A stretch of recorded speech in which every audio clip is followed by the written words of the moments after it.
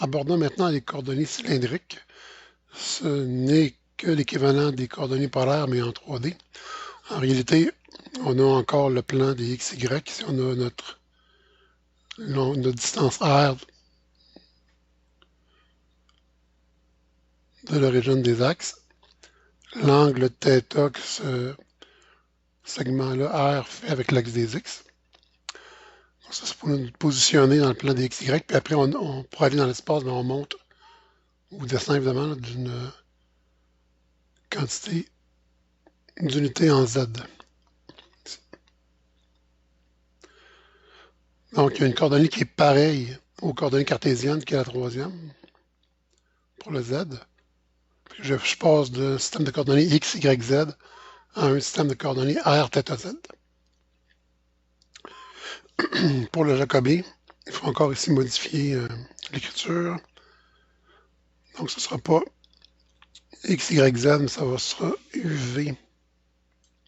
Pas uv. R.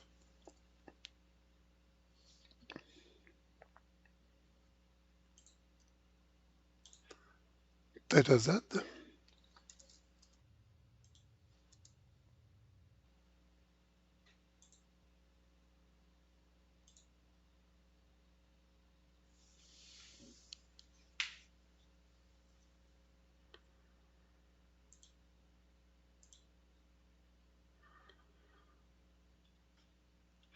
D'ailleurs,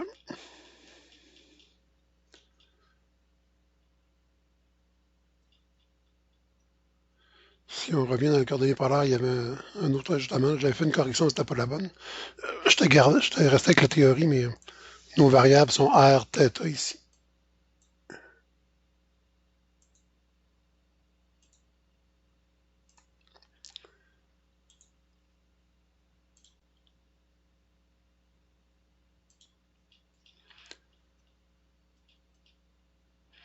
Et si on revient à nos coordonnées cylindriques, ben en fait, pour le jacobien, si vous remarquez, on a la même sous-matrice ici.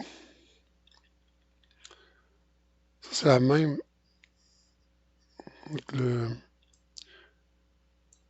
Les quatre éléments ici sont les mêmes que pour les coordonnées polaires.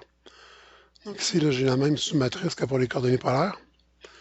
Si je développe mon déterminant par rapport à la troisième ligne, ben, j'ai 0 fois son mineur, moins 0 fois son mineur, plus 1 fois le déterminant du mineur.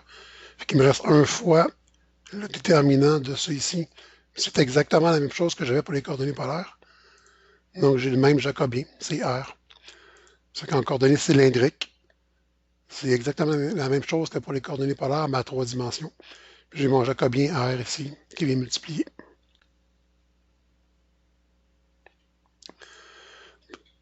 Par exemple, si on veut trouver la valeur du solide, dans le premier octant, borné supérieurement par le paraboloïde x2 plus y2 égale 9 moins z, inférieurement par z égale 0, et latéralement par le cylindre x2 plus y2 égale 3x. Donc, ça, il va dans l'ordre.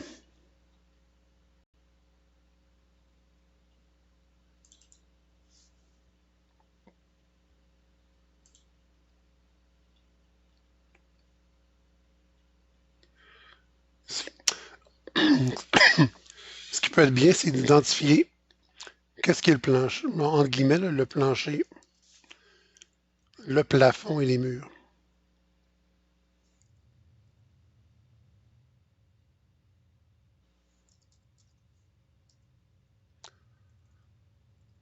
Donc, pour le plancher, on a z égale 0, puisqu'on est borné inférieurement par z égale 0. Mais z, c'est une coordonnée cylindrique, donc ça, je n'ai pas à modifier. Par la suite, si on veut le plafond, on est borné supérieurement par le paraboloïde x2 plus y2 égale 9 moins z.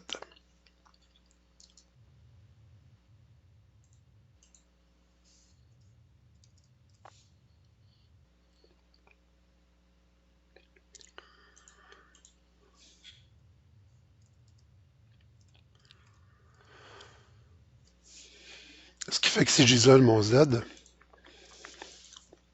je trouve Z égale 9 moins, on pourrait dire en parenthèse x2 plus y2.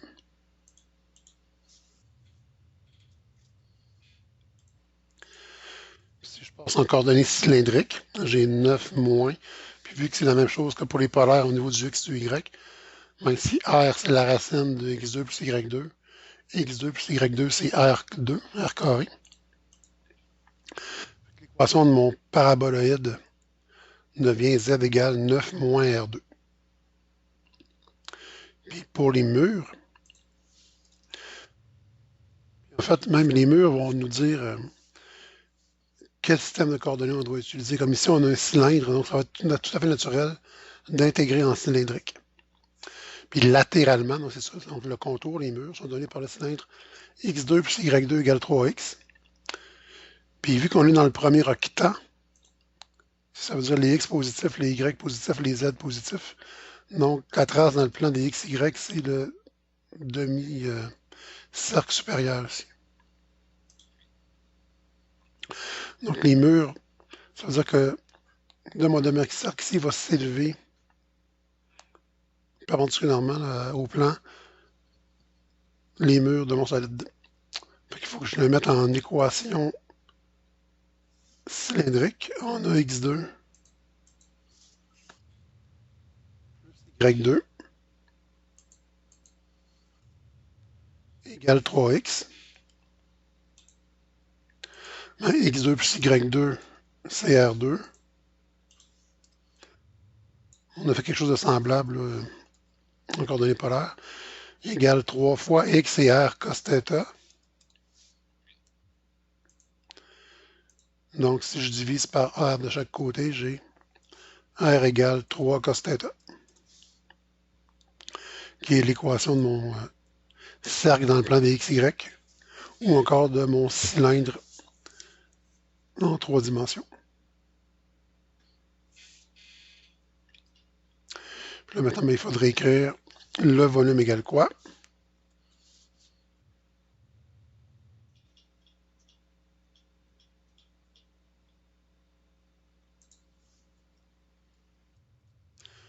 Le volume égale. OK. Fait qu'on voit ici, bien évidemment, les x vont aller de 0 à 3.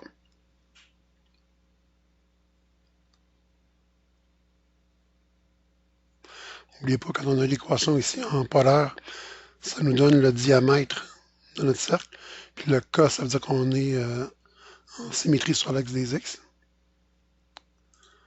Donc si je peux dire que x va aller... Sinon, il faudrait faire une complétion de carré avec l'équation cartésienne. On trouverait que le centre est à 0, est à 3 demi-0. Donc de 0 jusqu'à 3 pour les x. Là, je l'écris en cartésien pour commencer. Pour voir un peu l'équivalent, ce serait quoi en cylindrique par après.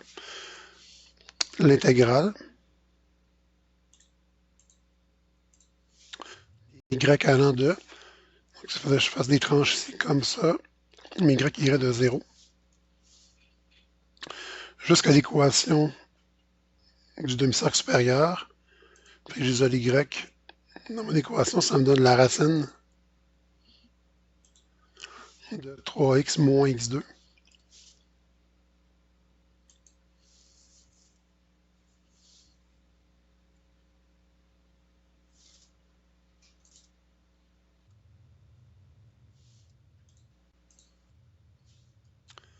dy de l'intégrale les z allant de 0 jusqu'au toit qui est 9 moins x2 moins y2.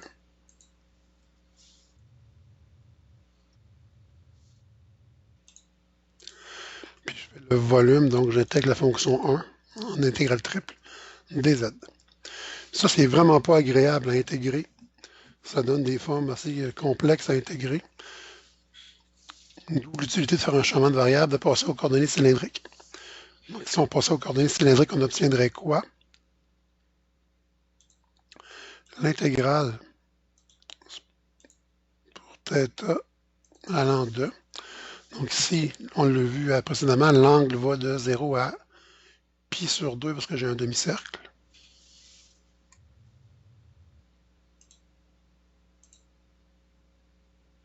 Puis mon cercle est décentré. Dθ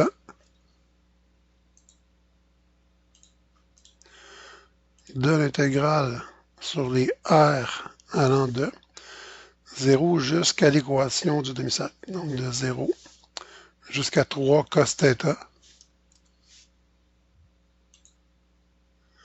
Puis puisque je suis dans les r, je mets mon Jacobi tout de suite vu que c'est r. Donc r dr de l'intégrale sur les z allant du plancher qui est 0 au plafond qui est 9 moins R2.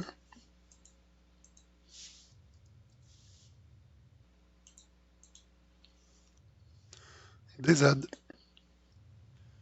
Il n'y a pas de présence de forme x2 moins y2, il n'y a pas de racines qui vont apparaître. Ça va être beaucoup plus simple à intégrer, malgré que dans cet exemple-là, il y a une petite particularité vu qu'on doit intégrer un cos à la 4 éventuellement, mais on peut le faire avec une table d'intégrale. C'est ce que j'ai fait. Vous avez après là, toute la démarche. J'ai déjà fait le problème. L'important, c'est d'être capable de poser l'intégrale. Donc d'écrire l'intégrale qui donne le volume dans le système de coordonnées qu'on choisit après mon c'est de la poutine.